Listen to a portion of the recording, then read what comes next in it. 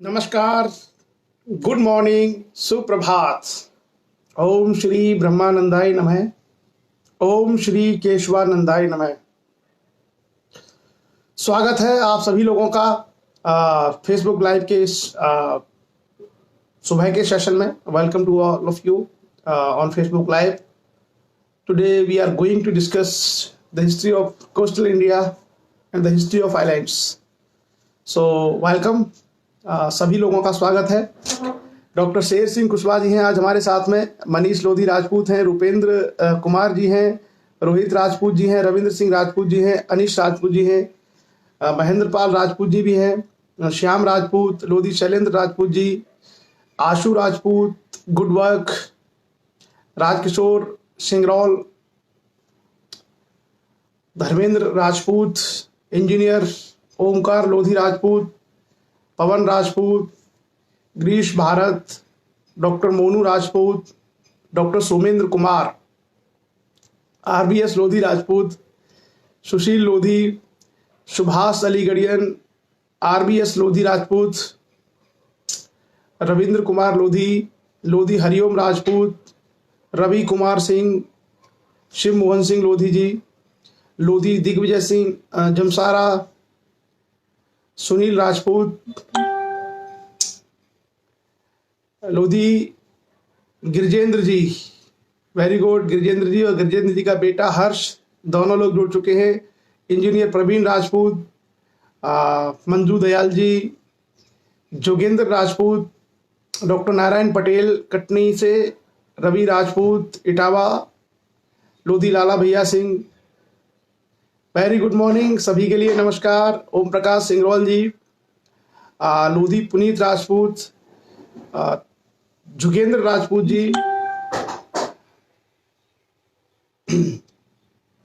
वीरेंद्र राजपूत जी, सुनील सिंह जी, ओम श्री ब्रह्मानंदाय नमः। जयंती राजपूत जी हमारे बीच जुड़ चुकी हैं, स्वागत है आपका। दिगंबर दयाल लोधी जी मुंबई से, लोधी भारत राजपूत, मिठूलाल राजपूत जी बड़े इतिहासकार हैं हमारे समाज के, ओबीसी पुष्पेंद्र लोधी, अजय सिंह पवार जी, चंद्रेश लोधा, नमस्कार Chandresh, Akash Singh Rajput, Harshraj Singh Lodhi, Pushpendra Rajput, Lodhi PK Premi, good morning PK, Harimohan Rajput साहब, Vikas Rajput, Lodhi Urvendra Singh, Ramchandra Verma ji, Rakesh Lodhi, good morning Rakesh ji, Kuldeep Pratihar, how are you Kuldeep, Narendra Singh Rajput, Digambar Dayal ji ने लिखा है मुंबई लोको पायलट, नंबर भी दिया है, किसी को ट्रेन की सेवा लेनी है तो इनसे संपर्क करें, अभी नहीं, अभी सारी ट्रेन बंद हैं। Rohit Rajput, good morning Rohit, Awadh Singh Rajput, S Nishad, Jugal Singh Lodhi, Harishankar Rajput किसान हमारे भी बुंदेलखंड से, उमाकांत वर्मा जी, पुष्पेंद्र राजपूत अटगांव से, आलोक प्रताप सिंह, गुड मॉर्निंग आलोक, निषाद मनोज वर्मा, नमस्कार मनोज, हाउ यू, लोधी खलक सिंह जी, कुलदीप हमारे बीच कासगंज से, चलिए लोधी पुष्पेंद्र राजपूत, मनीष लोधी, सत्येंद्र राजपूत, एस निषाद, ओम श्री ब्रह्मानंदाय नमः, जय निषाद राज, नमो बुद्धाय, राम किशोर सिंह लोधी, राजेंद्र संत, जय भीम, जय भारत, जय संविधान, लोधी देशपाल सिंह राजपूत, विपिन कुमार जी, अभिराज, कुंवर दीपक लोधी, पाती चक, जयवंती, लोधी प्रशांत वर्मा मैनपुरी से, Kumar Rahul, good morning, Lodhi Shailendra Rajput, hello Shailendra, how you, Manvendra Singh Rajput, Lodhi Rakesh Kumar Rajput, Gulshan Rajput, Sagar Rajput, Om Prakash Rajput ji, Ramkishan Rajput ji, Dhaniram Singh Rajput ji, journalist, अच्छा पत्रकार हैं आप, स्वागत है धनीराम सिंह जी का। धनीराम सिंह राजपूत, एडवोकेट उमेश राजपूत, योगेश राजपूत, डॉक्टर लाल सिंह जी आगरा से, आपका भी स्वागत है। गुड मॉर्निंग ओम प्रकाश राजपूत जी, गुलशन राजपूत जी, निषाद मनोज वर्मा, एकदम बढ़िया, योगेश राजपूत। यूपी पीसीएस के फॉर्म्स आए हुए हैं और 4 जून उसकी लास्ट डेट है। जिन लोगों को पीसीएस के फॉर्म्स अप्लाई करने हैं प्लीज आप लोग अप्लाई कर दीजिए, ऑनलाइन अप्लाई हो रहा है। किसी को दिक्कत हो तो बताइएगा, ब्रजेश सिंह लोधी जी, लक्ष्मी लोधी, सत्यवीर सिंह लोधी, अमित कुमार राजपूत, जगत नारायण लोधी जी लखनऊ से, के सिंह, गुड मॉर्निंग के सिंह जी, राघवेंद्र सिंह जी, देवेंद्र राजपूत जी, कृष्णा सिंह लोधी, प्रमोद कुमार। चलिए, बहुत तेजी से सभी लोग जुड़े हैं। और शिवशंकर राजपूत, हमारे मित्र Shyam Rajput, Doodhnath Lodhi ji, Padmesh Lodhi ji, Puran Verma ji, Lodhi Shailendra Rajput ji, I am final sir, good, Sabal Singh Narwariya जी, सभी लोगों को राजेंद्र संत जी की तरफ से अभिवादन, वीरेश कुमार लोधी जी, रविंद्र सिंह लोधी जी, जितेंद्र राजपूत जी, सत्यपाल सिंह लोधी राजपूत, अनुराग सिंह, गुड मॉर्निंग अनुराग। सो अभी लगभग सभी वरिष्ठ और जो हमारे नियमित जो लोग हैं वो जुड़ चुके हैं। चंद्रपाल जी नमस्कार, चंद्रपाल सिंह जी कैसे हैं? प्रदीप कुमार राजपूत, विनोद कुमार पथरिया जी, आपका शायद अभी जन्म दिवस निकला है, 2 दिन पहले हम लोग विश किए थे आपको, फिर से बधाई। अजय कुमार जी, सागर राजपूत जी, इंजीनियर सुनील लोधी राजपूत, विजय ब्रजेश जी, अवध सिंह जी, सो रेखा राजपूत। अभी हमारे पास लगभग 200 लोग जुड़ चुके हैं, 200 के आसपास। तो अभी हम लोग आरंभ करेंगे। और सत्र को आरंभ करने से पहले संतोष राजपूत जी, हेमलता लोधी जी, कीरत सिंह लोधी जी, धीरज कुमार कासगंज, मुकेश लोधी अलीगढ़ से, नमस्कार मुकेश जी, क्या हालचाल है? धर्मेंद्र राजपूत, रामवीर राजपूत, ओके, अनुराग ने अप्लाई कर दिया है। जिन लोगों को यूपी पीसीएस अप्लाई करना है, फॉर्म्स निकले हुए हैं। रवि कुमार सिंह जी, पुष्पेंद्र राजपूत जी, मयंक कुमार लोधी, योगेश कुमार जी, हेमलता जी, स्वागत है सभी लोगों का। राजीव राजपूत जी हमारे मैनेजर साहब जुड़ चुके हैं। Pradeep, how are you Pradeep? Fine. तो एक अब हमारे बीच में लगभग 200 से ज्यादा लोग जुड़ चुके हैं और हम आरंभ करेंगे हम अपनी चर्चा को। सबसे पहले किसी एक महान विचारक का विचार, उसके बाद करंट की कुछ घटनाओं के बारे में चर्चा करेंगे, उसके बाद हमारा जो भूगोल है, जो विषय हमारा चल रहा है, उस पर हम लोग डिटेल चर्चा करेंगे, और उसके बाद अंत में आपके द्वारा भेजी गई कविताएं। कृष्ण गोपाल लोधी जी, अजय कुमार जी, सभी लोगों का स्वागत है। तो सेशन को आरंभ करने से पहले मैं आपको कुछ इंफॉर्मेशन दे दूं। यूपी पीसीएस के फॉर्म्स आए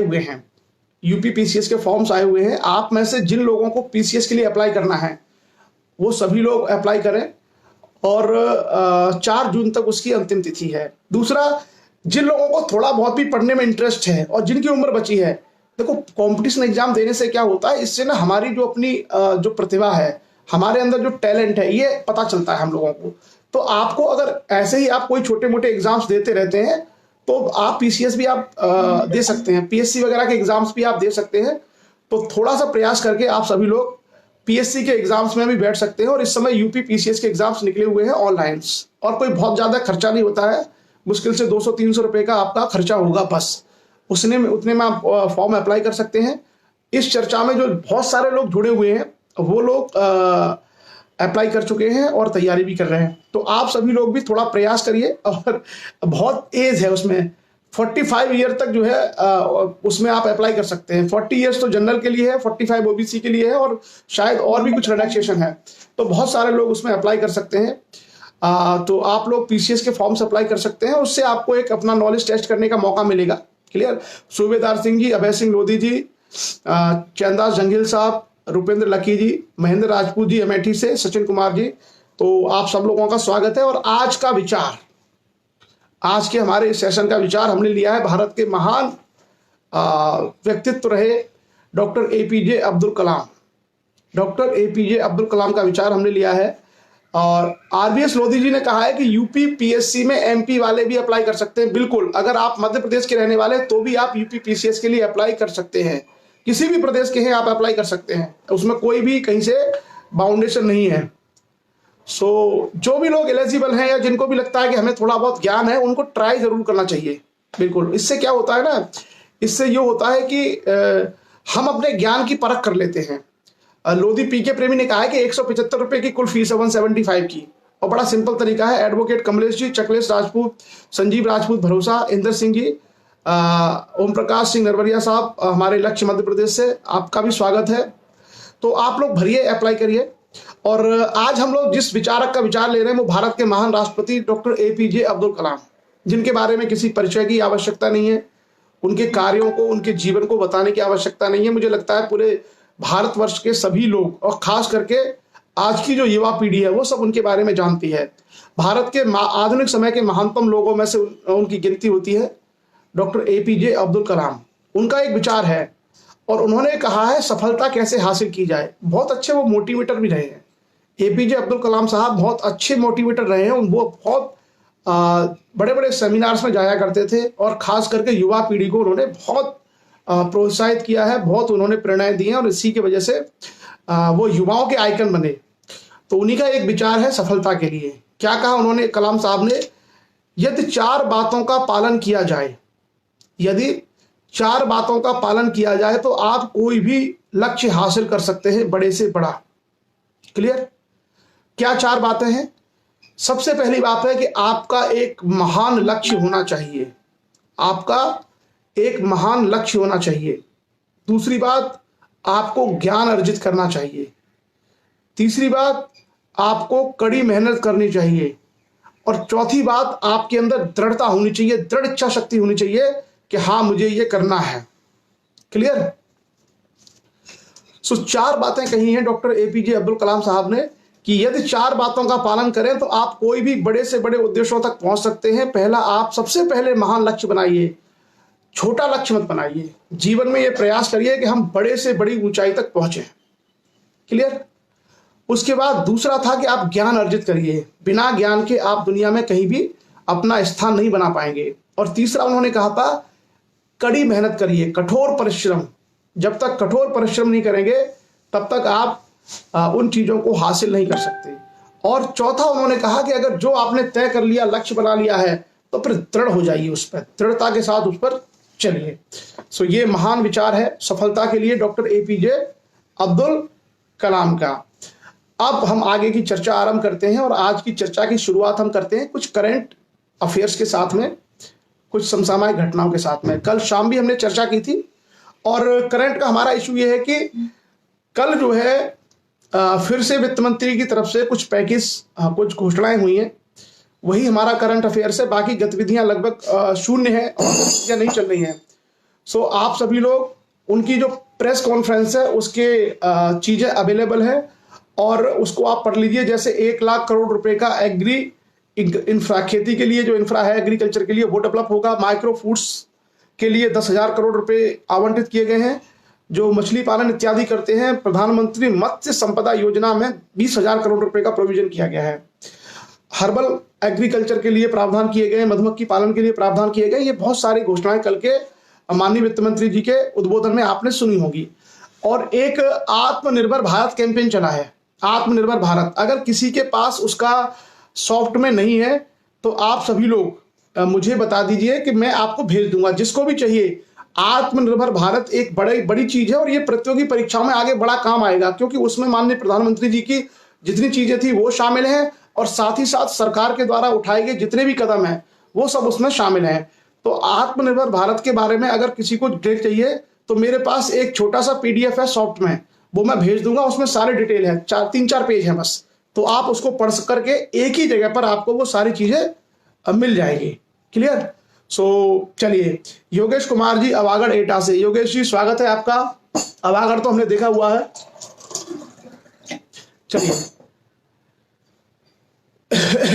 चलिए अब आगे हम लोग इसी तरीके से करंट के बहुत सारी चीजें आप लोग देख सकते हैं। और अभी क्योंकि इस चर्चा में मैं आप लोगों के प्रश्न का जवाब नहीं दे पा रहा हूं, क्योंकि मैं थोड़ा सा कोशिश कर रहा हूं कि आपको चीजें पहले बता दूं फिर हम लोग चर्चा करें। नहीं, सारे एग्जाम्स होंगे। जिन लोगों का ये कहना है कि कोरोना की वजह से क्या पीसीएस और आईएएस के एग्जाम्स होंगे, बिल्कुल होंगे। एग्जाम पोस्टपोन्ड हुए हैं, कैंसिल नहीं हुए हैं। परीक्षाएं आपको आगे होंगी, मतलब आज नहीं होंगी तो 2 महीने बाद होंगी, 3 महीने बाद होंगी। भाई कोरोना की वजह से अगर आप भारतवर्ष में देखें तो 2,500 से मतलब 2700-2800 लोगों की डेथ हुई है, बस इतना ही है ना। इससे ज्यादा लोग तो भारतवर्ष में आपने देखा होगा कि हैजा, कॉलरा, टीबी एक्सीडेंट में मर जाते हैं। तो ये क्या है, एक ऐसी बीमारी है जिसका इलाज नहीं है। ये एक लाइलाज बीमारी है, लेकिन इससे बहुत डरने की जरूरत नहीं है। जिन लोगों में घबराहट है, ऐसा कुछ भी नहीं है। कोरोना में 97%, 98%, 6% लोग तो ठीक ही हो जाते हैं। तो कोरोना बस ये है कि इसकी वैक्सीन नहीं है, इस कारण से थोड़ा सा लोगों में घबराहट है, सरकारों में भी और लोगों में भी, लेकिन ये कोई बहुत गंभीर बीमारी नहीं है। गंभीरता केवल इसकी ये है कि इस बीमारी का कोई वैक्सीन नहीं है, ट्रीटमेंट नहीं है, और ये दूसरा, ये बीमारी संक्रामक है। इस बीमारी से आप किसी के संपर्क में आते हैं तो ये हो सकती है, तो बस इसका ये रिस्क है। अदरवाइज अगर आप तंदुरुस्त हैं, आपकी इम्यूनिटी अच्छी है, तो उससे कोई बहुत आपको परेशान होने या घबराने की जरूरत नहीं है।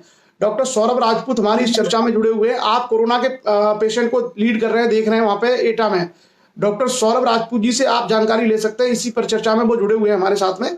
कोरोना से ऐसे बहुत नहीं घबराना है, हाँ, लेकिन ध्यान रखना है भाई, कोई बीमारी हमें क्यों हो, पूरा ध्यान रखना है। लॉकडाउन का भी पालन करना है, साफ सफाई का भी ध्यान रखना है, और अपना खान पान बहुत अच्छा रखना है।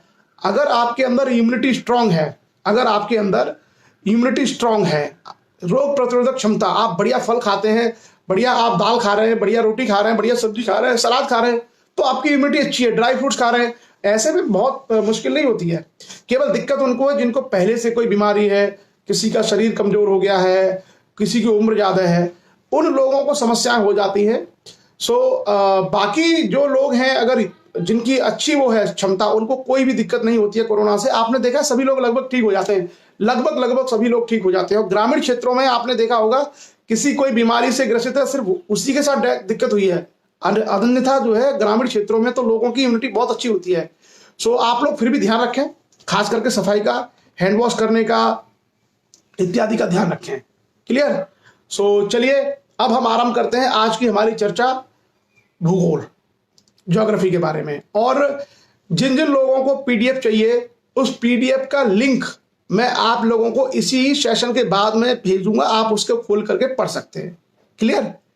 हाँ, कोई भी इशू नहीं है, सबको पीडीएफ मिल जाएगा। आत्मनिर्भर भारत हिंदी में भी है और इंग्लिश में भी है, और 2 या 3 पेज हैं, तो आप लोग बहुत आसानी से उसको पढ़ सकते हैं, और एक एक चीज आपको समझ में आ जाएगी कि हाँ, इसमें ये है, इसमें ये है, इसमें ये प्रोविजन है।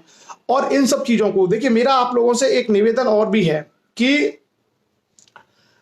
पढ़ने के क्रम में हम लोग थोड़ा सा उसकी गहराई में जाना शुरू करें। मतलब हमारा काम सिर्फ ये नहीं होना चाहिए कि हमें किसी ने कहा कि भाई ये ऐसा है तो हमने उसको मान लिया, नहीं, उसके अंदर भी और बहुत कुछ गहराई में होगा, उसको हमें जानना चाहिए।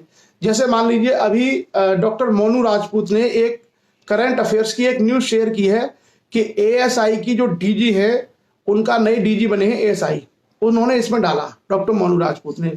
और डॉक्टर मोनू राजपूत ने यह भी डाला कि विश्व आर्थिक मंच के वैश्विक ऊर्जा संक्रमण सूचकांक 2000 भारत किस स्थान पर पहुंच गया है। तो 2 चीजें उन्होंने शेयर की हैं अभी इस चर्चा में। एक चर्चा की है एएसआई कि एएसआई के नए डीजी बने हैं, और दूसरा किया है विश्व आर्थिक फोरम ने का एक सूचकांक जारी किया है।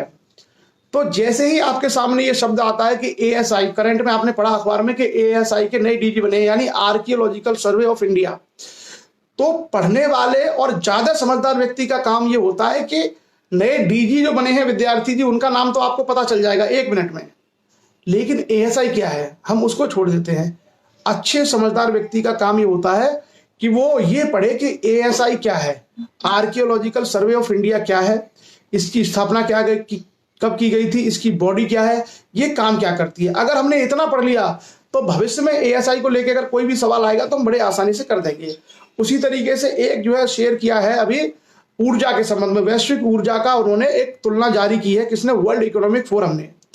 तो वर्ल्ड इकोनॉमिक फोरम, विश्व आर्थिक संगठन क्या है, विश्व आर्थिक फोरम क्या है, ये कहां पर स्थित है, इसमें कौन कौन से देश शामिल हैं, इसकी स्थापना कब की गई थी, और ये विश्व आर्थिक फोरम काम क्या करता है।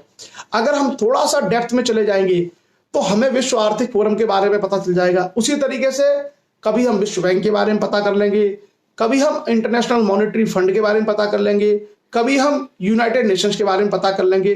तो इस तरीके से जब हम किसी ज्ञान की गहराई में उतरना शुरू करते हैं, तो आपने कहा ना कि गहरे पानी में ही मोती मिलते हैं, गहरे पानी में ही मोती मिलते हैं, तो वो मोती आपको मिलना शुरू हो जाएंगे जब हम किसी विषय की सरसरी एक नॉलेज हमको मिली, और उसके बाद थोड़ा सा हम उसके डेप्थ में चले गए, हम थोड़ा सा गहराई में गए, तो हमारा दृष्टिकोण और विकसित हो जाता है और मजबूत होता है। तो वो सारी चीजें हम लोग फिर बहुत आसानी से समझना आरंभ कर देते हैं। और यही देखिए फर्क होता है साधारण आदमी में और विशेष आदमी में। जो साधारण व्यक्ति है वो केवल जिसका सुना उसको उसने मान लेता है, लेकिन जो विशेष है, जिसके अंदर में असाधारण क्षमता है, वो क्या करता है, वो उसको ऐसे नहीं मानता, वो उसको पढ़ता है, फिर उसकी गहराई में जाता है और उसके ऐसे अनछुए पहलू जिनकी चर्चा नहीं हुई है उनको भी जानने का प्रयास करता है। ये क्या है, ये आपको सिखाता है आपकी परिपक्वता, मैच्योरिटी, आपकी मल्टी डायमेंशनल अप्रोच। तो आप सभी लोग इन सब चीजों को थोड़ा सा ध्यान से पढ़ें। क्लियर? आगे बढ़ते हैं और अब चर्चा करते हैं भारत के भूगोल के बारे में। क्लियर? सो भारत के भूगोल के बारे में हम दो चीजों पर चर्चा करेंगे। एक हमारा विषय है, अच्छा उस चर्चा से पहले मैं आपको एक इंफॉर्मेशन और दे दूं। डॉक्टर सौरभ राजपूत जी की तरफ से और कई लोगों की तरफ से एक प्रस्ताव आया है कि हमारा एक सेशन पर्सनैलिटी डेवलपमेंट यानी व्यक्तित्व विकास, कम्युनिकेशन स्किल यानी भाषाई संवाद और इस तरह की जो चीजें हैं जो हमें अपने आचरण और व्यवहार में उतारनी चाहिए उस पर होना चाहिए।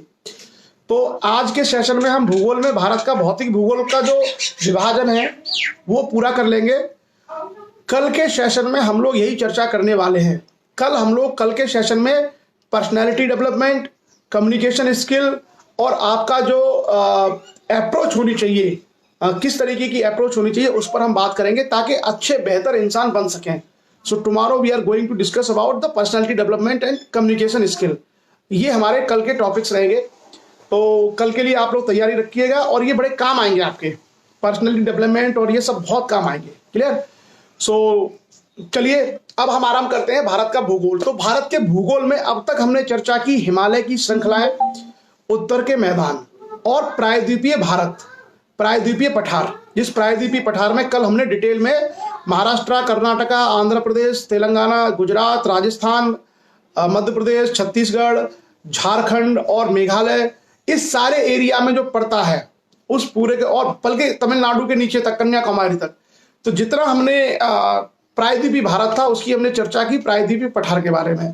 तो भारत के भूगोल में हम 3 भागों की चर्चा कर चुके हैं। पहला उत्तर के और हिमालय के मैदान, हिमालय पर्वत, उत्तर के मैदान और प्रायद्वीपीय पठार। आज हम चर्चा करेंगे बाकी बचे हुए 2 भागों के बारे में। तो भारत को 2 और भागों में बांटा गया है। एक है हमारा समुद्र तट के मैदान, यानी भारत 3 ओर से समुद्र से घिरा हुआ है। भारत 3 ओर से समुद्र से घिरा हुआ है और उस 3 ओर से समुद्र से घिरे होने में केवल पश्चिम की तरफ और पूर्व की तरफ ही समुद्र है। दक्षिण में तो बहुत छोटी सी जगह है, हिंद महासागर केवल टच करता है। आपने देखा है ना कि दक्षिण में जाके तो भारत जैसे ऐसे आता है और यो मिल जाता है। तो दक्षिण में कोई बहुत ज्यादा जगह नहीं है, केवल पश्चिम में अरब सागर है और पूर्व में है भारत के बंगाल की खाड़ी। तो बंगाल की खाड़ी और अरब सागर के बीच में जो श्रृंखला है, एक पर्वत श्रृंखलाएं हैं समुद्र से तुरंत लगी हुई, कुछ पर्वत श्रृंखलाएं हैं और उन पर्वत श्रृंखला और समुद्र के बीच में एक मैदान है। पश्चिमी घाट और पूर्वी घाट दोनों में समुद्र से लगे हुए मैदान और फिर पर्वत श्रृंखलाएं। तो आज हम उन्हीं मैदानों की बात करेंगे कि ये समुद्र के किनारे किनारे जो मैदान बने हुए हैं ये मैदान क्या है, इन्हीं को समुद्र तट के मैदान कहा जाता है। तो अगर हम पश्चिमी तट से शुरू करें तो भारत में पश्चिमी तट की शुरुआत गुजरात से होती है। पश्चिमी समुद्री तट भारत में गुजरात से आरंभ होता है और गुजरात से लेकर के समुद्र शुरू होता है और सीधा महाराष्ट्र होते हुए गोवा, कर्नाटका होते हुए केरला तक नीचे पहुंचता है।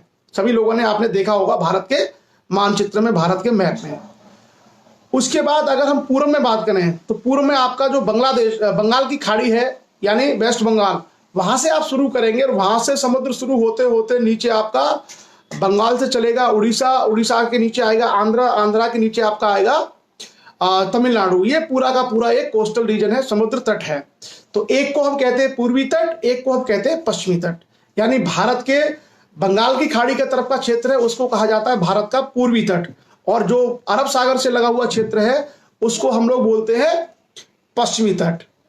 तो पूर्वी तट में पहाड़ियां हैं तट के समानांतर लेकिन काफी दूर हट करके, उसको बोलते हैं पूर्वी घाट। लगभग तट से 100, 150, 200, 250, कहीं के 300 किलोमीटर दूर जाके वो पहाड़ियां हैं और उनके बीच में पहाड़ियों के और समुद्र के बीच में मैदान है जहां पर बड़ी अच्छी खेती होती है। उन्हीं मैदानों को कहा जाता है समुद्र तट के मैदान। वो थोड़ी समतल भूमि है और धान वगैरह के लिए बड़ी प्रसिद्ध है। और इसी तरीके से पश्चिम में अगर हम जाते हैं तो पश्चिम में मैदान थोड़ा कम चौड़ा है, मतलब 50 किलोमीटर, कहीं 40 किलोमीटर, कहीं 30 किलोमीटर, इतना ही चौड़ा है। और वहां भी ऊंची पहाड़ियां हैं जिनको हम कहते हैं पश्चिमी घाट, वेस्टर्न घाट। और पश्चिमी घाट की जो पहाड़ियां हैं वो ऊंची हैं ज्यादा बजाय पूर्वी घाट की। और पश्चिमी घाट की जो पहाड़ियां हैं, उन पहाड़ियों के और समुद्र के बीच में करीब 30 से 40 किलोमीटर की चौड़ाई का एक एरिया है जो मैदान है, जिसमें तमाम तरह की खेती वहां पर होती है। तो आज हम लोग इन्हीं मैदानों के बारे में चर्चा करेंगे कि ये मैदान क्या है। क्लियर? सो आपको मैं एक एक करके बताता हूं। और सबसे पहले बात करते हैं हम पूर्व तट के मैदानों के बारे में, कि जो पूर्वी तट है भारत का, उसके कौन कौन से मैदान हैं। पूर्वी तट में अगर हम दक्षिण से शुरू करें तो सबसे दक्षिण में है तमिलनाडु। तमिलनाडु से लेकर के बंगाल की खाड़ी तक, यानी वेस्ट बंगाल तक क्या है, पूर्वी तट है। तो बंगाल में जो बंगाल से लेकर के और तमिलनाडु तक का जो एरिया है उसको हम पूर्वी तट कहते हैं। और इसके बगल में जो है वो पूर्वी तट के मैदान है। इसकी शुरुआत आपकी बंगाल की खाड़ी से ही हो जाती है, यानी बांग्लादेश, वेस्ट बंगाल का जो एरिया लगा हुआ है उसी बंगाल की खाड़ी से वो मैदान शुरू हो जाते हैं। और लास्ट में कोरोमंडल तट है तमिलनाडु में, उस कोरोमंडल तट के तक समानांतर ये हमको दिखाई देते हैं। अगर आप लोगों ने कभी यात्रा की होगी उस क्षेत्र में, तो आपको उड़ीसा में बहुत सारे समतल मैदान मिलेंगे, बहुत सारी समतल भूमि है। उड़ीसा के बाद अगर आप नीचे आंध्रा में जाएंगे तो आंध्रा में आपको बहुत सारे समतल मैदान मिलेंगे। और तमिलनाडु में आप जैसे कृष्णा, गोदावरी, कावेरी, इनके जो डेल्टाई क्षेत्र है, इन डेल्टाई क्षेत्रों में आपको बहुत सारे मैदान मिलेंगे। यही समुद्र तट के मैदान हैं। तो इसकी अब शुरुआत करते हैं। पूर्वी कोरोमंडल तट से लेकर के बंगाल की खाड़ी के बीच में ये मैदान फैले हुए हैं पूर्व में। और अगर हम देखें राज्य के हिसाब से तो तमिलनाडु से लेकर के पश्चिमी बंगाल तक ये फैले हुए हैं पूर्वी समुद्री तट के किनारे किनारे, उसके समानांतर। और इनकी जो औसत चौड़ाई है लगभग 120 किलोमीटर है, लेकिन कहीं कहीं 200 किलोमीटर, 300 किलोमीटर भी हो जाते हैं, कहीं पर 50 किलोमीटर भी हैं, लेकिन एवरेज 120 किलोमीटर तक इनकी चौड़ाई है। किसकी? जो पूर्वी तट के मैदान है। और इस क्षेत्र की एक खास बात है, इसमें बारिश बड़ी अच्छी होती है। इन मैदानों में बड़ी अच्छी वर्षा होती है। तो एक अनुमान के मुताबिक 1000 मिलीमीटर से लेकर के 3000 मिलीमीटर तक बारिश इनमें हर साल होती है, इस एरिया के क्षेत्रों में। इसलिए इस क्षेत्र में अगर कभी आप जाएंगे, जैसे उड़ीसा में आप जाएंगे, तो आप पाएंगे बड़ी अच्छी खेती होती है। वेस्ट बंगाल के एरिया में आपको तमाम जो है धान की खेती बड़े पैमाने पर मिलेगी। सुंदरवन का डेल्टाई क्षेत्र आपने देखा ही होगा। तो ये जो सारी चीजें हैं, ये जो समुद्र तट के मैदान है, इसमें बड़ी अच्छी खासी कृषि होती है। और इसके अलावा इसमें कुछ नदियां हैं, जैसे महानदी, उड़ीसा में महानदी है। तो महानदी बहुत चौड़ी हो जाती है और डेल्टा बनाती है। महानदी के ऊपर ही भारत का सबसे लंबा डैम बना हुआ है, जो महानदी है उड़ीसा में। महानदी बेसिकली छत्तीसगढ़ से एंट्री करके उड़ीसा में जाती है। तो महानदी पर भारत का सबसे बड़ा बांध बना हुआ है, जिसको हम कहते हैं हीराकुंड डैम। आप लोगों ने सुना होगा हीराकुंड बांध। तो जो हीराकुंड बांध है वो महानदी पर बना है उड़ीसा में, और वो भारत का सबसे लंबा बांध है। भारत में 2 बांध इंटरनेशनल लेवल के हैं। एक तो हीराकुंड डैम जो महानदी पर बना हुआ है उड़ीसा में, वो सबसे लंबा बांध है। और जो भाखड़ा नंगल बांध है पंजाब में सतलज नदी पर, वो सबसे ऊंचा बांध है, उसकी हाइट सबसे ज्यादा है। तो 2 फैक्ट आप लोग याद रखिएगा। और जो महानदी गोदावरी, कृष्णा है, इनका जो डेल्टाई क्षेत्र है, ये नदियां क्या है, जब समुद्र में मिलती हैं बंगाल की खाड़ी में, तो उससे पहले बहुत बड़े क्षेत्र में फैल जाती हैं और डेल्टा का निर्माण करती हैं। इस कारण से उस क्षेत्र में बहुत विशाल मैदानों का निर्माण हो गया है नदियों के माध्यम से। जैसे गंगा नदी के माध्यम से आपने देखा होगा, गंगा नदी के माध्यम से हमारा जो बंगाल की खाड़ी है उसमें सुंदरवन डेल्टा का निर्माण हुआ है, और वहां पर बहुत सारी प्लेन लैंड बन गई है। क्लियर? उसके बाद अगर हम इसका विभाजन देखें पूर्वी तट का, तो इस पूर्वी तट को 3 हिस्सों में बांट करके हम इसका अध्ययन करते हैं। 3 हिस्सों में बांट करके हम इसका अध्ययन करते हैं। क्या है? सबसे पहले उड़ीसा की जो भूमि है, समतल भूमि, जो समुद्र तट के मैदान है, उसका नाम है उत्कल समतल। उत्कल मतलब उड़ीसा का ही एक नाम है उत्कल, तो उसको कहा जाता है उत्कल समतल। और उत्कल समतल में ही महानदी का डेल्टा है, और यहीं पर चिल्का लेक है। जो उड़ीसा है, यहीं उड़ीसा में चिल्का लेक है, चिल्का झील। और जो चिल्का झील है वो भारत की सबसे बड़ी झील है। चिल्का झील आप लोग याद रखना, जो चिल्का झील है वो भारत की सबसे बड़ी झील है। और इसी एरिया से लगा हुआ एक नेशनल पार्क है, राष्ट्रीय अभयारण्य है सिमलीपाल। उड़ीसा में सिमलीपाल करके एक राष्ट्रीय अभयारण्य है, उस राष्ट्रीय अभयारण्य में रिडले कछुए मिलते हैं, बहुत बड़े बड़े कछुए, मतलब ऐसे नहीं 1 किलो 2 किलो वाले, उसमें 30-40 किलो के वजन के कछुए मिलते हैं उसमें नेशनल पार्क में। वो इसी से वो लिंक जो है पार्क है, और उसमें काफी पानी है उस पार्क के अंदर, तो उसमें इतने बड़े बड़े कछुए मिलते हैं। ये क्वेश्चन आईएएस में आया था कि रिडले कछुए भारत के कौन से राष्ट्रीय अभयारण्य में मिलते हैं, तो उसका आंसर था सिमलीपाल, ये उड़ीसा में पड़ता है। क्लियर। उसके बाद उड़ीसा से जब हम नीचे जाएंगे तो आंध्रा का हिस्सा लगता है, और आंध्रा के हिस्से की भूमि को कहा जाता है आंध्रा समतल। आंध्रा समतल का मतलब है कि आंध्र प्रदेश के एरिया में जो समतल भूमि समुद्र के किनारे है, जिसमें आपका धान वगैरह इत्यादि बहुत सारी चीजें का वहां पर उत्पादन होता है, और उसमें पुलिकट लेक है। तो जैसे उड़ीसा में चिल्का झील है, उसी तरीके से आंध्रा में पुलिकट झील है, और पुलिकट झील भी बहुत बड़ी है। पुलिकट झील बहुत बड़ी है, और पुलिकट झील में एक आइलैंड है जिसका नाम है श्रीहरिकोटा। आप लोगों ने सुना होगा, पुलिकट झील में श्रीहरिकोटा नाम का एक आइलैंड है, और उसी आइलैंड से भारत का जो इसरो है, इंडियन स्पेस रिसर्च ऑर्गेनाइजेशन, जो भारत के उपग्रह छोड़ता है, जो रॉकेट छोड़ता है, वो रॉकेट टेस्टिंग वहीं से होती है, श्रीहरिकोटा से। आपने सुना होगा अक्सर कि भारत ने श्रीहरिकोटा से PSLV ये छोड़ा, भारत ने श्रीहरिकोटा से इस उपग्रह को लॉन्च किया। तो वो श्रीहरिकोटा जो है वो पुलिकट लेक के अंदर एक आइलैंड है, उस पर बना हुआ है। तो देखा कितनी इंटरेस्टिंग फैक्ट है, भारत में कितनी मतलब अद्भुत जानकारी हमको मिल रही है कि पुलिकट झील के अंदर एक आइलैंड है, झील के अंदर एक टापू है, और उस टापू पर वो जो है श्रीहरिकोटा नाम का स्पेस सेंटर बनाया है भारत ने। क्लियर। इसरो का लॉन्च पैड। तो इस तरह की चीजें भी पूछी जाती रहती है प्रतियोगी परीक्षाओं में। इसके कारण से हमें कई बार तैयार रहना चाहिए कि जब भी हम भूगोल पढ़ें, जब भी हम इतिहास पढ़ें, कुछ भी इंटरेस्टिंग लगे तो वो इंटरेस्टिंग चीज को हमें जान लेना चाहिए। उसके बाद जैसा मैंने कहा आंध्रा, तो आंध्रा से हम आगे बढ़ेंगे तो आंध्रा के नीचे फिर आता है तमिलनाडु, और तमिलनाडु के हिस्से में कहा जाता है तमिलनाडु समतल, मतलब तमिलनाडु का समतल एरिया। और उस तमिलनाडु के समतल एरिया में पुलिकट झील से नीचे से लेकर के कन्याकुमारी तक का क्षेत्र पूरा फैला हुआ है। और पुलिकट झील के बारे में आप सब लोग जानते ही हैं कि ये जो तमिलनाडु के बारे में, जो तमिलनाडु समतल है वहां बहुत अच्छी खेती होती है, कावेरी डेल्टा खास करके, जो कावेरी डेल्टा है उसमें बहुत अच्छी खेती होती है। और इसी कारण से कावेरी के एरिया में भारत में कई राज्यों का उद्भव हुआ, जैसे तमिल संगम जो थे वो उस समय हुए थे। चेर चोल राज्य, उनकी भूमि रहा वो क्या, कावेरी का डेल्टा एरिया। बाद में पल्लव और चालुक्यों के बीच में संघर्ष रहा कावेरी का डेल्टा को लेकर के। तो कावेरी भारत में संस्कृति, और जैसे उत्तर भारत में गंगा, उत्तर भारत में नॉर्थ इंडिया में गंगा नदी का जो आसपास का क्षेत्र है वो सभ्यता और संस्कृति का जनक रहा है, उसी तरीके से तमिलनाडु में जो कावेरी डेल्टा है, कावेरी का जो क्षेत्र है, वो कावेरी का क्षेत्र भी उधर जो तमिल संस्कृति और सभ्यता है उसका बड़ा केंद्र रहा है। वहां तमाम तमिल कवियों का जन्म हुआ, वहां तमाम जो है तमिल परंपराएं वहां पर आरंभ हुई। तो बड़ा महत्वपूर्ण है कावेरी का क्षेत्र, और कावेरी का उल्लेख बहुत सारे पौराणिक ग्रंथों में भी, बहुत सारी कविताओं में आपको मिलेगा। तो ये जो हमारा एरिया है, ये हमारा सारा का सारा क्षेत्र कहलाता है भारत का पूर्वी समुद्री तट। याद रखना, समुद्र के तुरंत ये शुरू हो जाता है, और फिर एक पहाड़ों की श्रृंखला है जिसको हम पूर्वी घाट कहते हैं। पूर्वी घाट और समुद्र के बीच की जो लैंड है वो समतल लैंड है बहुत सारी, उसी समतल लैंड को, उसी समतल भूमि को कहा जाता है पूर्वी तट के मैदान। और पूर्वी तट के मैदानों में बहुत अधिक वर्षा होती है, और साथ ही साथ पूर्वी तट के जो मैदान हैं, ये पूर्वी तट के मैदानों की चौड़ाई पश्चिमी तट के मैदानों से काफी अधिक है। क्लियर। चलिए हम अब आगे बढ़ते हैं और आगे चर्चा करते हैं पश्चिमी तट के मैदान। पश्चिमी तट के मैदान क्या है?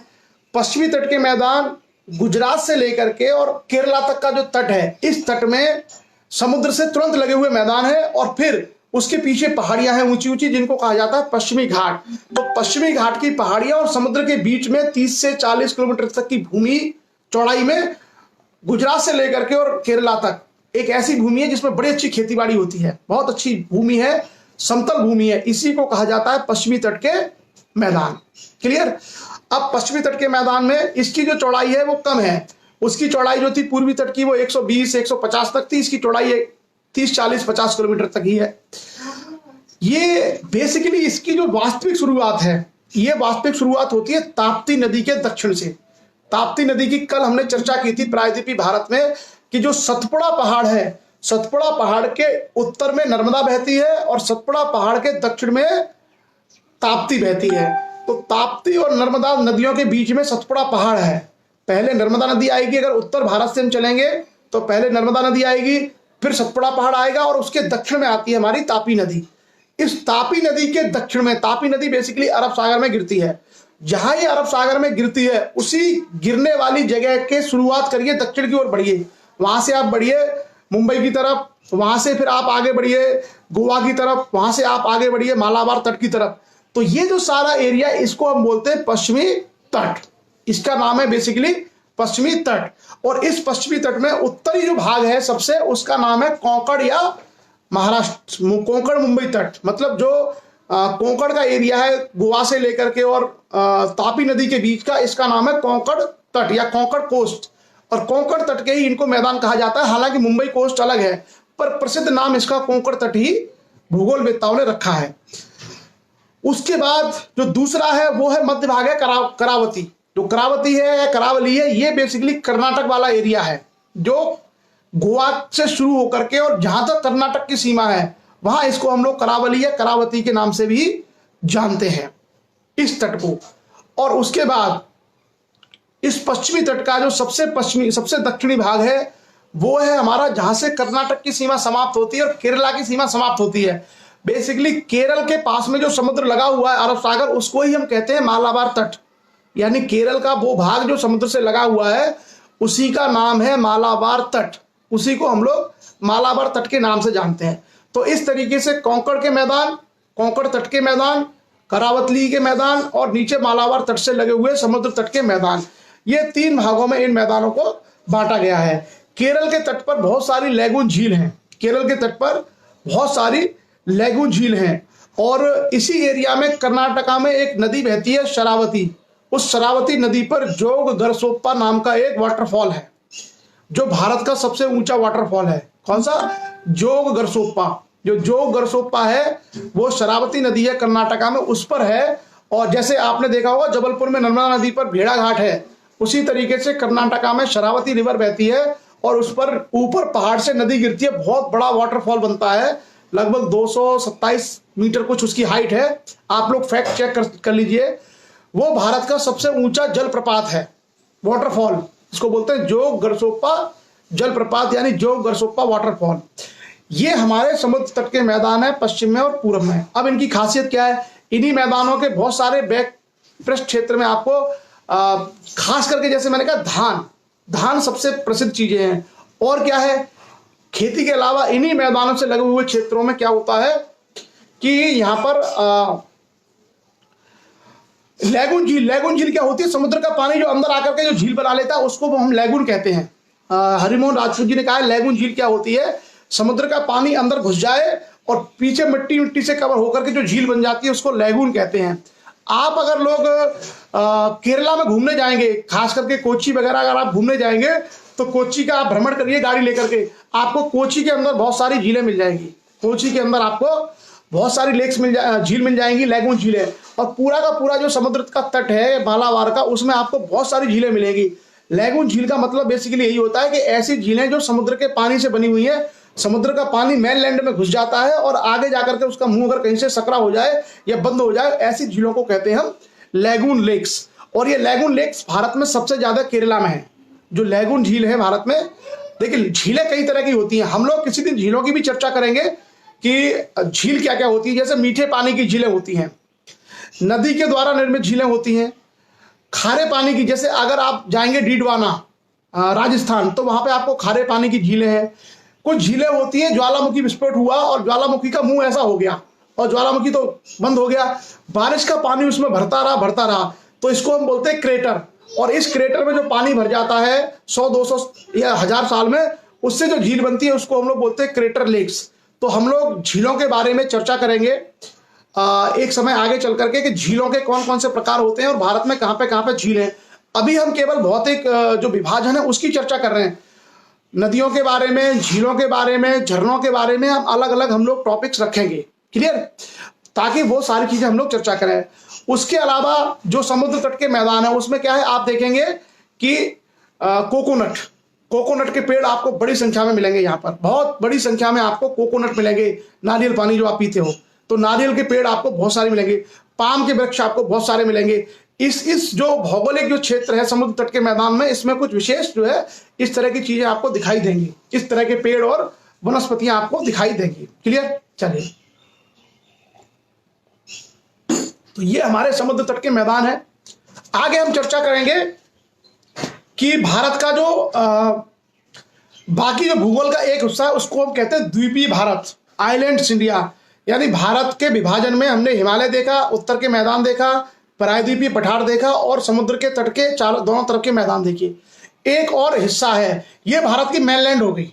ये भारत की मुख्य भूमि का हमने अध्ययन कर लिया कि मुख्य भूमि के अंदर ये सारी चीजें शामिल हैं। उसके बाद आगे हम चर्चा करेंगे कि भारत में 2 आइलैंड्स भी हैं। भारत के पास 2 द्वीप भी हैं। एक का नाम है अंडमान निकोबार द्वीप समूह और दूसरे का नाम है लक्षद्वीप। तो जो अंडमान निकोबार और लक्षद्वीप है ये भी भारत के ही भाग है। और भारत के पास ये बहुत बड़ा एक तरीके से प्राकृतिक धरोहर आप कह सकते हैं, या आप कह सकते हैं कि भारत के पास पर्यटन के दृष्टिकोण से या इस तरह की चीजें भी हैं।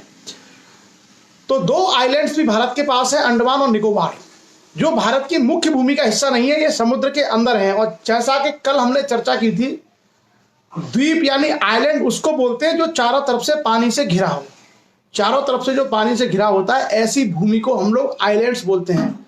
तो जो अंडमान निकोबार है वो चारों तरफ से पानी से घिरा हुआ है। उसी तरीके से अरब सागर में क्या है हमारा लक्षद्वीप है। लक्षद्वीप भी चारों तरफ से पानी से घिरा हुआ है। अंडमान और निकोबार 2 द्वीप हैं भारत के पास, लेकिन अंडमान कोई एक द्वीप नहीं है। अंडमान के अंदर बहुत सारे छोटे छोटे आइलैंड्स भी हैं। और इसी तरीके से लक्षद्वीप भी कोई एक आइलैंड नहीं है। लक्षद्वीप में भी बहुत सारे अलग अलग छोटे छोटे आइलैंड्स यानी छोटे छोटे द्वीप हैं। तो हम चर्चा करते हैं अंडमान और निकोबार के बारे में, और अंडमान निकोबार और लक्षद्वीप की चर्चा हम लोग कर लेंगे। तो भारत के बारे में जो भारत का भौतिक जो भूगोल है उसकी चर्चा हम लोग पूरी कर लेंगे।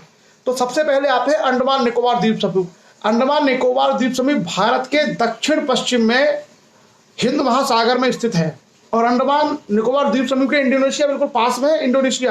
इंडोनेशिया वहां से बहुत नजदीक है, इंडोनेशिया और थाईलैंड। तो भारत के दक्षिण पश्चिम में हिंद महासागर में ये द्वीप स्थित है, अंडमान और निकोबार। अंडमान निकोबार द्वीप समूह की राजधानी है पोर्ट ब्लेयर। अंडमान निकोबार में कुल मिलाकर के 572 वहां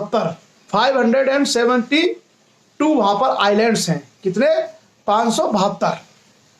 और अंडमान निकोबार द्वीप समूह को 2 भागों में बांटा गया है।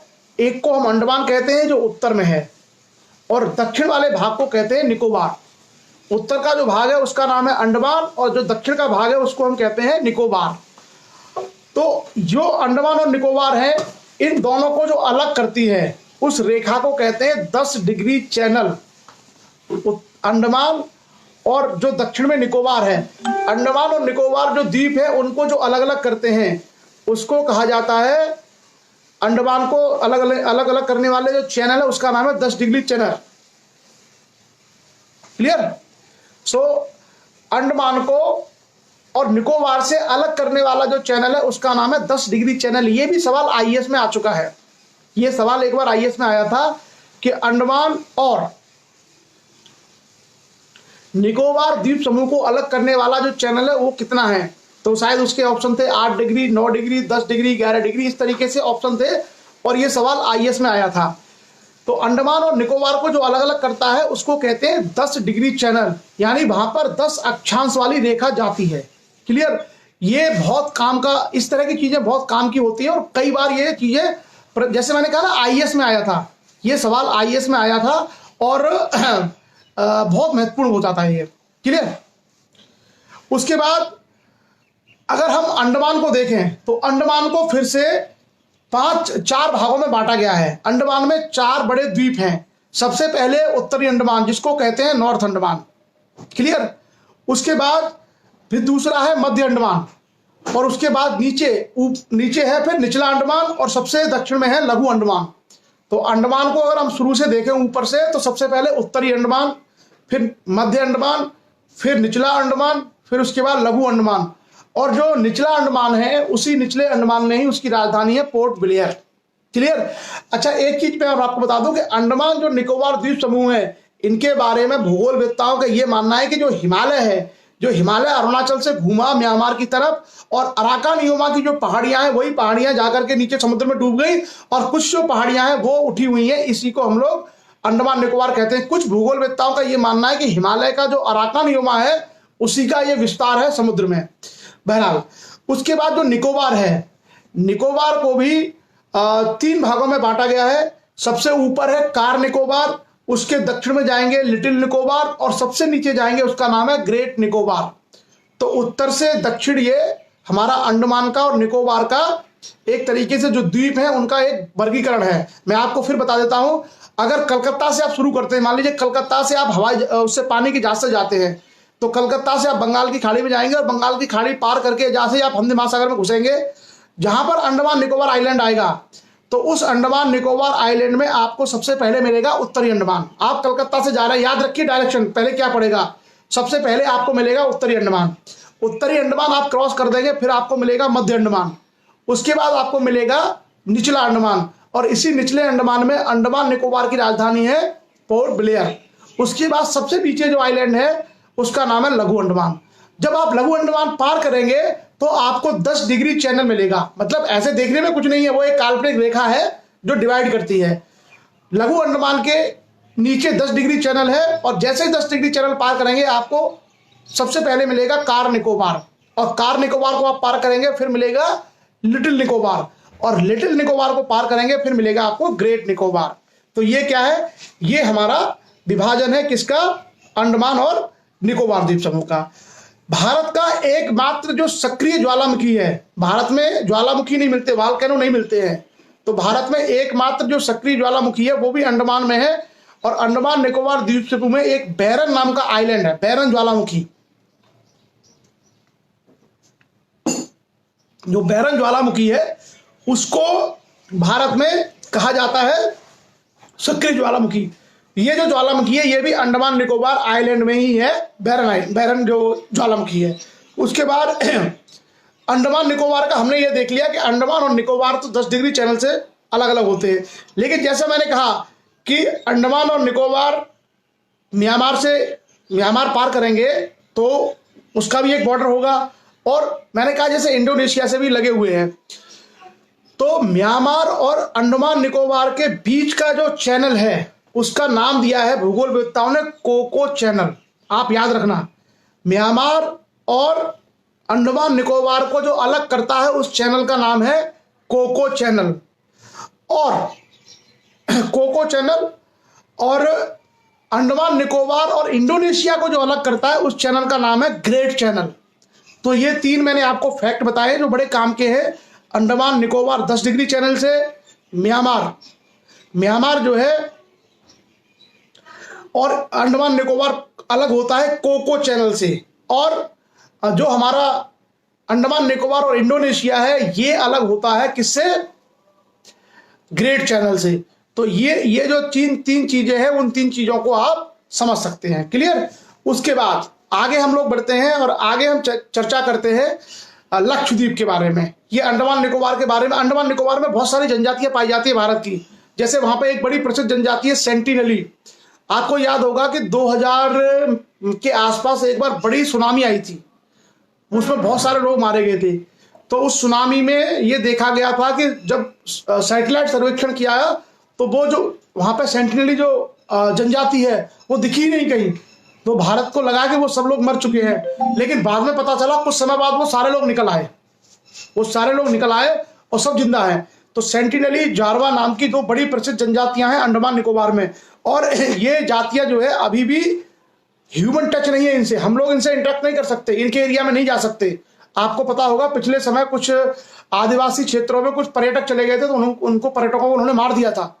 तो ये जो जनजाति वहां रहती हैं अंडमान निकोबार में, ये हम लोगों से नहीं मिलती हैं, पर्यटकों से।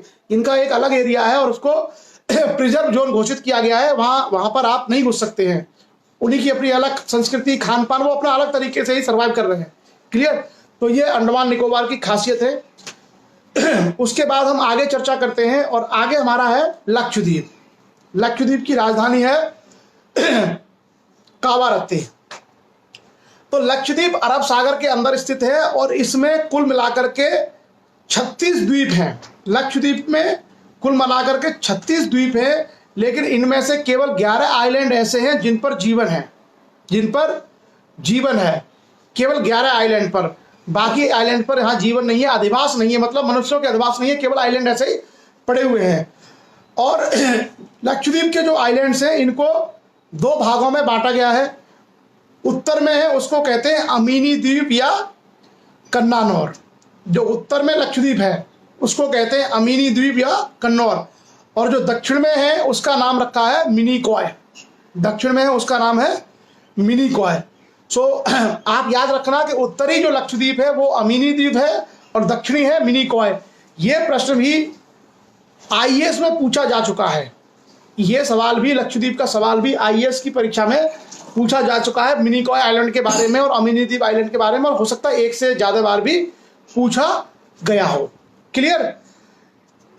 जो अमीनी द्वीप और मिनिकॉय जो द्वीप हैं, ये दोनों जो अलग अलग होते हैं उस चैनल का नाम है। जैसे हमने अंडमान और निकोबार को अलग अलग कर दिया, अंडमान उत्तर में, निकोबार दक्षिण में। इसी तरीके से जो अमीनी द्वीप है वो उत्तर में है और जो मिनिकॉय है वो दक्षिण में। इनको भी एक रेखा के द्वारा डिवाइड किया जाता है और उसका नाम है 9 डिग्री चैनल।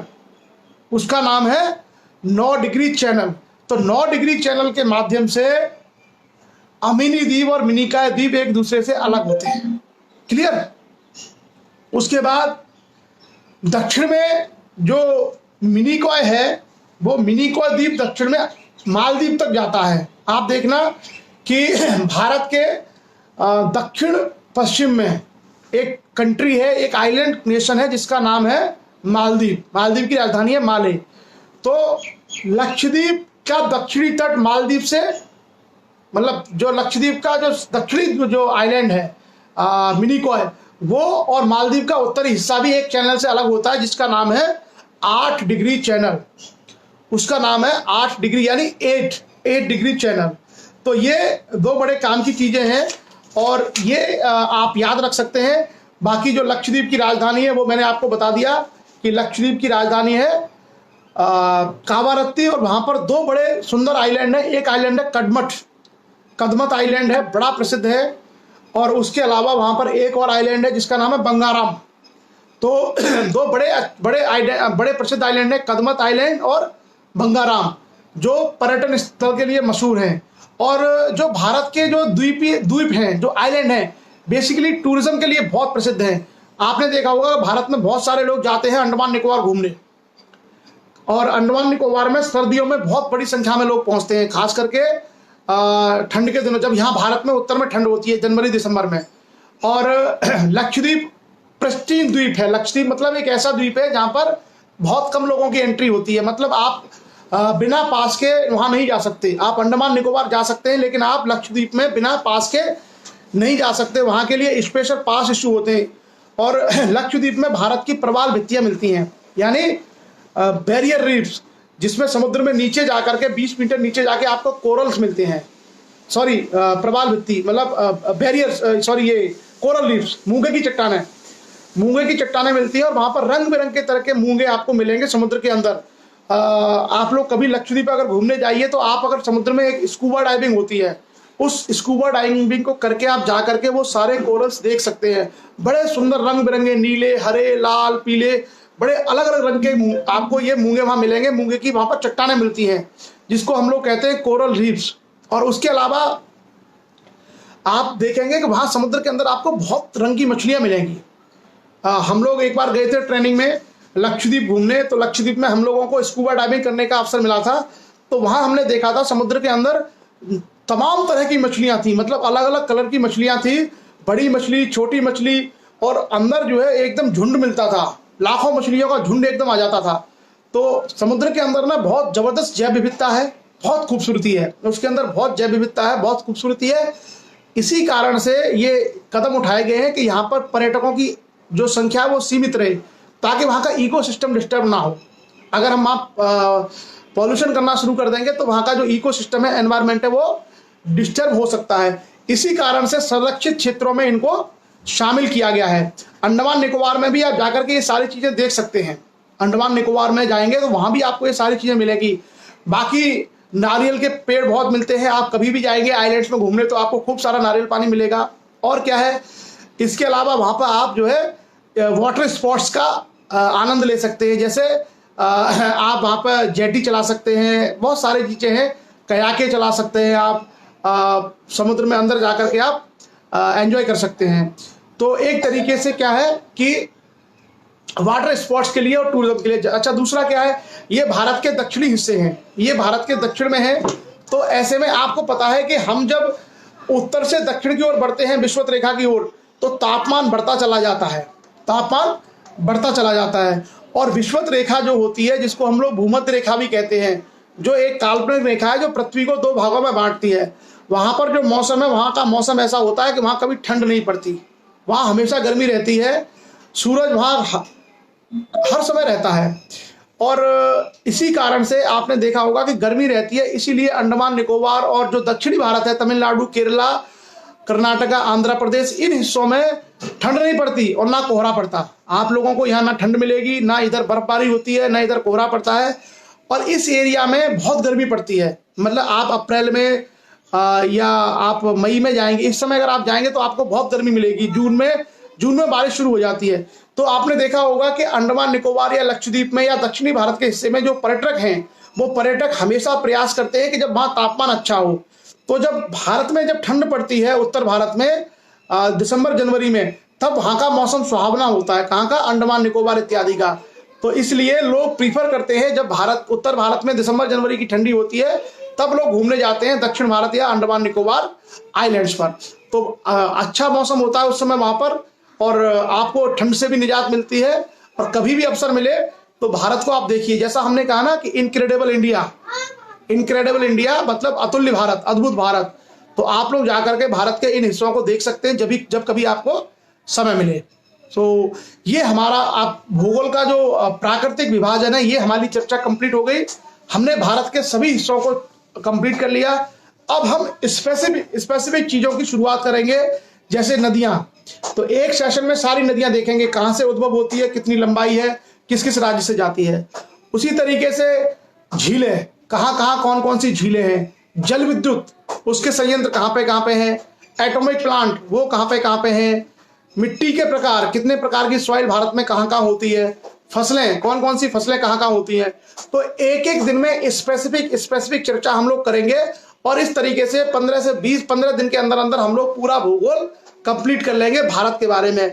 फिर भारत के बारे में अगर कोई भी सवाल आपसे कभी भी पूछा जाएगा, तो आप हमेशा उनका जवाब बहुत आसानी से दे सकते हैं।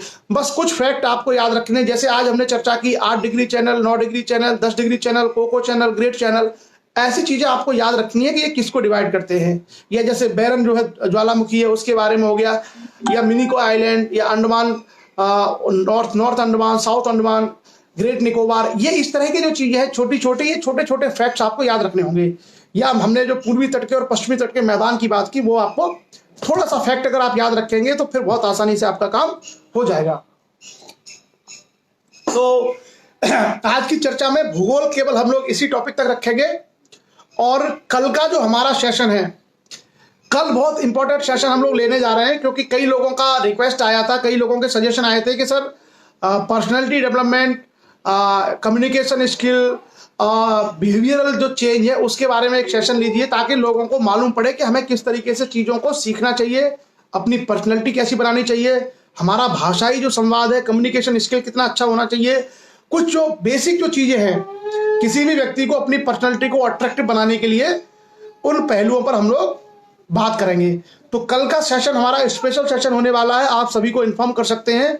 और कल जो सेशन में जुड़ेंगे उन लोगों के लिए बड़ा लाभ होगा, क्योंकि कल के सेशन में हम लोग इस तरह की चीज़ों की बात करने वाले हैं। उसके अलावा अभी समय हुआ है सुबह के 8:31। सो हम लोग अब बात करते हैं आज के सेशन के अंतिम पड़ाव की ओर। और अंतिम पड़ाव में हम लोग आएंगे, चर्चा करेंगे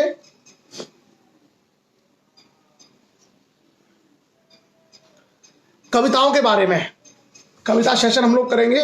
और आज के कविता सेशन में 3-4 कविताएं हमारे पास आई हैं। सबसे पहले रूपेंद्र राजपूत जी है, एटा, जिला एटा, यूपी से। तो रूपेंद्र जी की कविता है हमारे पास और उस कविता का शीर्षक है असीमित।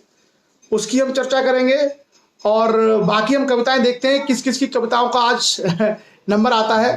तो सबसे पहले एक छोटी सी कविता जिसका नाम है असीमित, ये कविता भेजी है रूपेंद्र जी, लक्ष्य के स्वयंसेवक हैं, जिला एटा, उत्तर प्रदेश से। और कविता है भूगोल। देखिए, ज्योग्राफी सबसे इंटरेस्टिंग सब्जेक्ट है। ज्योग्राफी में क्या होता है कि ज्योग्राफी हमारे सामने फिल्म की तरह चलती है। जैसे हिमालय में हम गए तो हमने कहा ऊंची ऊंची बर्फ की चोटियां, देवदार के वृक्ष, कल कल बहती गंगा यमुना नदियां, ब्रह्मपुत्र गंगा के मैदान। तो ज्योग्राफी एक ऐसा विषय है जो हमारी आंखों के सामने तैरता है। अगर हम थोड़ा सा इमेजिनेशन करना शुरू कर दे तो आप समुद्र में चले गए, आइलैंड में देखा, अच्छा अंडमान निकोबार में ये वाटर स्पॉट हो रहा है, कयाके हो रहा है, उसके अंदर स्कूबा डाइविंग हो रही है। ये सब चीजें क्या है, जो भूगोल में, भूगोल की खासियत ये है कि भूगोल आपकी आंखों के सामने तैरता है। अगर हम थोड़ा सा अपना इमेजिनेशन बढ़ा लें तो आपको लगेगा कि ज्योग्राफी आप महसूस कर रहे हैं। आपको लगेगा जैसे गंगा सबने देखी है, गंगा, अच्छा गंगा इस मैदानों से निकलती है, इस मैदानों में गेहूं धान गन्ना होता है, हम गंगा स्नान के लिए गए थे, हमने यहाँ देखा। तो भूगोल आपकी आंखों के सामने तैरता है। भूगोल एक ऐसा विषय है जो बिल्कुल प्राकृतिक है और अगर जितना हम उसको महसूस करेंगे उतना ही वो हमारे लिए स्पष्ट होता चला जाता है। बहुत ही इंटरेस्टिंग सब्जेक्ट है और आप बड़े आसानी से इसको समझ सकते हैं, आप बड़े आसानी से इसको आप अपने से जोड़ सकते हैं, आप बहुत आसानी से अपने आप को इससे रिलेट कर सकते हैं। क्योंकि हमारे पास जो सेशन हम लोग लेते हैं वो सेशन, हमारे सारे के सारे सेशन क्या है कि मोनोटोनस है, मतलब मैं ही लेता हूं, आप लोग की तरफ से तो वो इंटरेक्टिव सेशन नहीं हो पाता, केवल कमेंट हो पाते हैं। दूसरा, हम लोग डिजिटल टेक्नोलॉजी का या व्हाइट बोर्ड का इस्तेमाल नहीं कर पा रहे। तो अगर व्हाइट बोर्ड का या डिजिटल टेक्नोलॉजी का प्रयोग करें तो और ज़्यादा अच्छा होगा। लेकिन फिर भी कोई बात नहीं, एक बार हम लोग बेसिक समझ लेते हैं और उसके बाद अगर आगे समय रहेगा तो बाकायदा बोर्ड पर भी लगा करके, नदियां बना करके, ये सारी चीज़ें भी हम लोग कर सकते हैं। चलिए, अब हम लोग कविता आरंभ करते हैं। कविता है रूपेंद्र जी की और कविता का शीर्षक है असीमित। मानव की दुनिया में हर राह असीमित है, मानव की दुनिया में हर राह असीमित है। उसके जीवन में अब हर चाह असीमित है, उसके जीवन में अब हर चाह असीमित है। कोशिश में रहता है मंजिल कैसे पाऊं। उसके जीवन में अब परवाह असीमित है, उसके जीवन में अब परवाह असीमित है। सब कार्यों को अपने पूरा करने के हित, सब कार्यों को अपने पूरा करने के हित मेहनत करता रहता।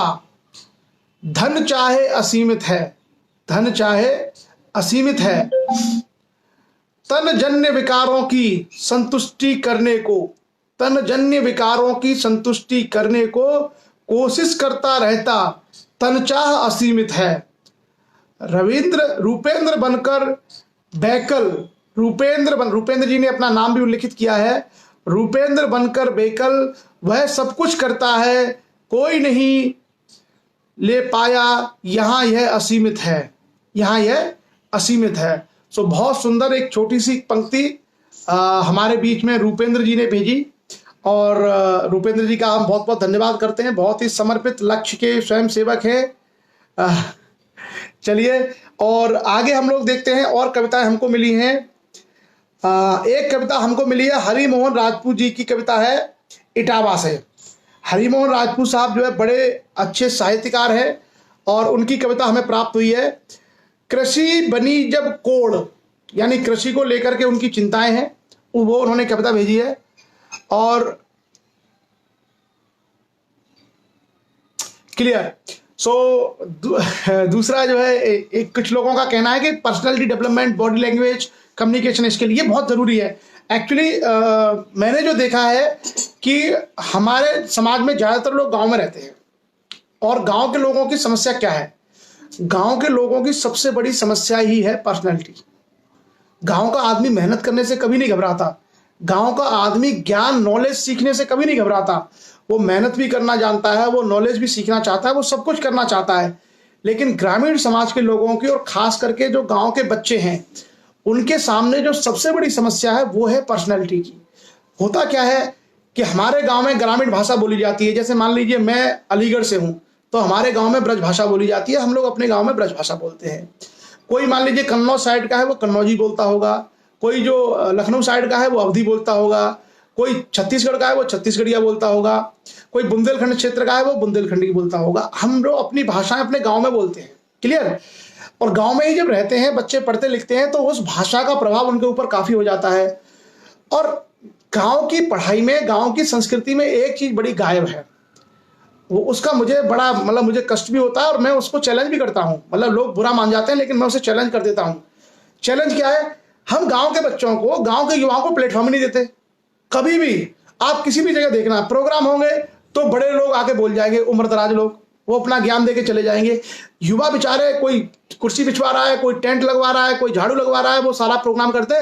कभी भी यूथ को प्रमोट नहीं करते, वो कभी बच्चों को प्रमोट नहीं करते। और इसमें क्या होता है कि जब आप बच्चों को, युवाओं को प्लेटफॉर्म नहीं दोगे, उनको मंच नहीं दोगे, तो वो अपने आप को कभी अभिव्यक्त नहीं कर पाएंगे। और जब कोई व्यक्ति अपने आप को एक्सप्रेस नहीं कर पाएगा, तो उसके अंदर हमेशा झिझक रहेगी। वो, उसकी पर्सनैलिटी में हमेशा डर रहेगा, यार मैं बोलूंगा तो मेरी बेइज्जती ना हो जाए, मैं कैसे बोल पाऊंगा। इसी कारण से जब यही युवा निकल करके बड़े बड़े शहरों में किसी कंपनी में जाते हैं, ये युवा जब जाकर के कहीं आईएएस वगैरह का इंटरव्यू देते हैं, तो इनके अंदर इतना डर और झिझक होती है कि ये बहुत कुछ ज्ञान होते हुए भी अपनी बात नहीं रख पाते। इनके पास बहुत नॉलेज होती है, लेकिन क्योंकि माहौल नहीं मिला आपको। जैसे आपने देखा कि कोई आदमी ये कहे कि मैं बहुत अच्छा क्रिकेट का खिलाड़ी हूं, लेकिन अगर आप किसी क्रिकेट की पिच पर क्रिकेट नहीं खेले हो, तो कैसे मान लें? हो सकता है उस पिच पर आप बैटिंग ही नहीं कर पाओ, क्लियर। तो ये मैंने अक्सर देखा है कि ग्रामीण परिवेश में और जो अर्ध शहरी क्षेत्र है, सेमी अर्बन एरियाज है, वहां के बच्चों को ना तो स्कूल में, ना तो कॉलेज में, ना तो सामाजिक कार्यक्रमों में कहीं भी उनको मंच पे परफॉर्म करने का, स्पीच देने का, डांस करने का, सिंगिंग करने का हमारे यहाँ कल्चर नहीं है। और इसी कारण से जो यूथ है, वो यूथ, शहरों का युवा क्यों हावी है? शहरों के जो युवा है, आपने देखा कि छोटे छोटे से कम कम नॉलेज वाले बच्चे जो है, कोई मल्टीनेशनल कंपनी में काम कर रहा है, कोई इसमें कोई उसमें, क्यों कर रहे हैं वो? क्योंकि उनके पास पर्सनैलिटी का एक मौका मिल जाता है, अपनी बात को कैसे कहा जाए, लैंग्वेज कैसे बोली जाए, ये सब सारी चीजें वो सीख जाते हैं।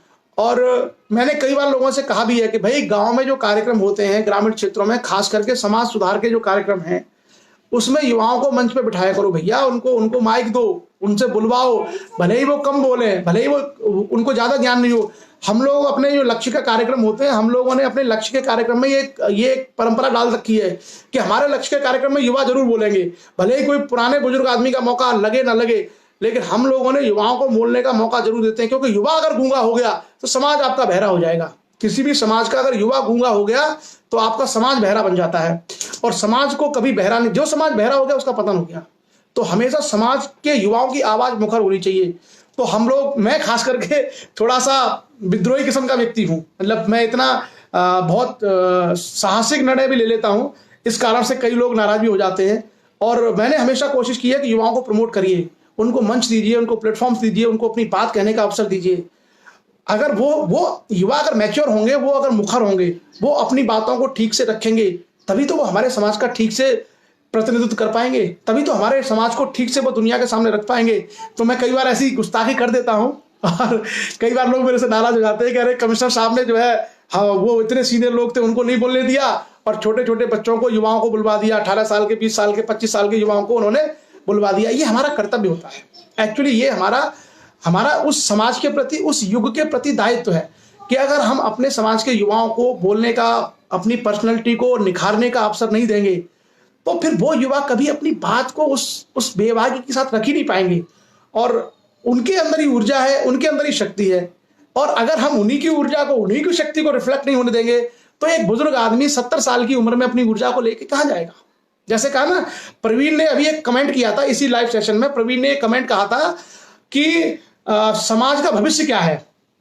उसने, प्रवीण राजपूत है, उसने ये सवाल पूछा है यहाँ पे, आप में से भी कई सारे वरिष्ठ लोग इस चर्चा में हैं, उसने सवाल ये पूछा है कि समाज का भविष्य क्या है, बुजुर्ग लोग इसका जवाब दें। तो किसी ने आंसर दिया है, समाज का भविष्य होते हैं समाज के बच्चे, समाज का भविष्य होते हैं समाज की युवा पीढ़ी। सच्चाई है, यही तो किसी समाज का भविष्य होता है। तो अगर किसी समाज का भविष्य उसके बच्चे हैं, किसी समाज का भविष्य अगर उसकी युवा पीढ़ी है, तो हम क्यों इस युवा पीढ़ी को मजबूत करने के लिए कार्य नहीं करते? क्यों हम इस युवा पीढ़ी को बोलने का, अपनी बात रखने का हक नहीं देते? क्यों इस युवा पीढ़ी को हम लोग मल्टी डायमेंशनल पर्सनैलिटी में कन्वर्ट नहीं करते? यही तो हमारे समाज का भविष्य है। इसलिए हम सभी लोगों को, युवाओं को और खास करके छोटे बच्चों को बेहतर करने के लिए कार्य करना चाहिए। और मुझे लगता है इसमें किसी को बुरा मानने वाली आपत्ति नहीं है, बुरा नहीं मानना चाहिए। कई लोग ऐसा समझ लेते हैं कि किसी की तौहीन हो गई, किसी का अपमान हो गया, ऐसा नहीं है। आपने देखा होगा कि व्यवस्थाओं से आप समझें, अगर आप व्यवस्थाओं से समझें कि एक कलेक्टर, जैसे मेरी उम्र का लड़का कलेक्टर होता है, मेरे बैचमेट कलेक्टर हैं बहुत सारे, तो वो एक कलेक्टर उस ऑफिस में बैठने वाले तमाम सीनियर लोगों को डायरेक्ट करता है, उनको बताता है कि आप ये काम करो। तमाम जो छोटे एम्प्लॉय होते हैं उनकी उम्र ज्यादा हो सकती है, क्यों? क्योंकि उसने वो काबिलियत हासिल की है और उसकी काबिलियत के माध्यम से पूरा जिला चल रहा है। तो अगर इसी तरीके से हम अपने समाज के युवाओं को काबिल बना के उनको एक्सप्रेस करने का अवसर देंगे तो हमारा समाज बेहतर तरीके से चलेगा। और वैसे भी मेरा मानना है कि बुजुर्ग जो लोग हैं उनको अपने अनुभव का ज्ञान समाज के साथ साझा करते रहना चाहिए और साथ ही साथ उनको आशीर्वाद की परंपरा बनानी चाहिए। मेरा अपना स्पष्ट मानना है कि समाज के बुजुर्ग लोगों को आशीर्वाद की परंपरा अपनानी चाहिए कि हम युवाओं को आशीर्वाद दें। युवा कोई भी काम कर रहा है, अगर वो गलत भी करता है तो उसकी गलती को संशोधन करके अच्छा करने के लिए प्रेरित करें।